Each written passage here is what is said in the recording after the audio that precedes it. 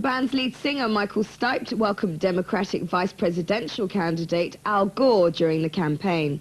Once again, it became evident that political speechwriters thought that laboured puns on rock bands could win votes.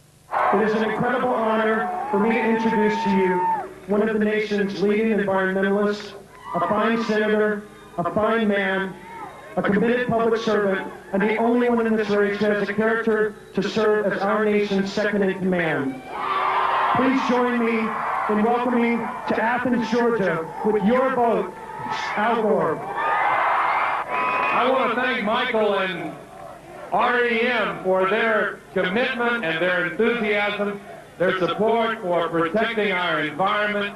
And to paraphrase Michael, some people may not know it yet, but George Bush is out of time.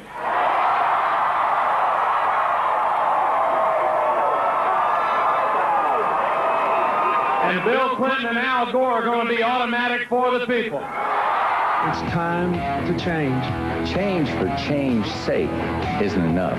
I don't have any experience in running up a $4 trillion debt. Those debates are merely a chance for them to make buffoons of themselves. You know, I mean, I don't think they're going to educate anybody. There's nothing new being said at those debates. If there's a fairer way, I'm all ears. But Ross Perot should have like a morning chat show. He could go right against Oprah.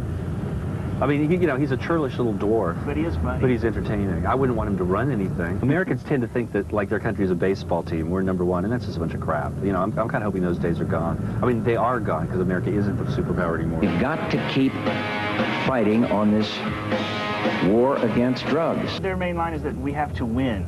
You know, that's their word for competing in the global economy. We have to win. Well, you know, I don't think it's a question of win. I think it's a question of succeeding and feeding people and keeping people healthy. And to me, that's winning. All right, I never voted. Talk about who actually vote. I mean, the big thing was last year they did like 25 American musicians and 19 of them aren't even registered. We were like 4 of the ones that are. Hell, Mike and I are getting our absentee ballots in about 3 days. You know. Read my lips. Read my lips. If in a democracy, if the people educate themselves, then they have a better idea of whom to vote for. But if they just listen to a 10-second soundbite on television and the guy says, "Read my lips, no new taxes," they say, well, that's the man I want, regardless of any other policy or lack thereof that he may have.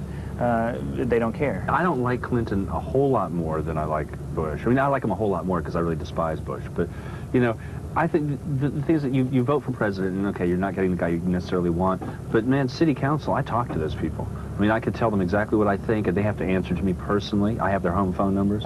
You know, maybe people aren't interested in getting involved that little. That's why in America we have Republican presidents and a Democratic Congress. It's because all the morons vote for president. You know, and they won't vote for the senators and congressmen, but they'll vote for president, and they always vote on no new taxes. And, you know, that's okay. The stupid vote wins sometimes, but, you know, I mean, we'll vote in elections where like 50 votes change the election, you know, and it's a massive changes. So for me, I feel really good about that, and I vote for president, but it doesn't mean much to me.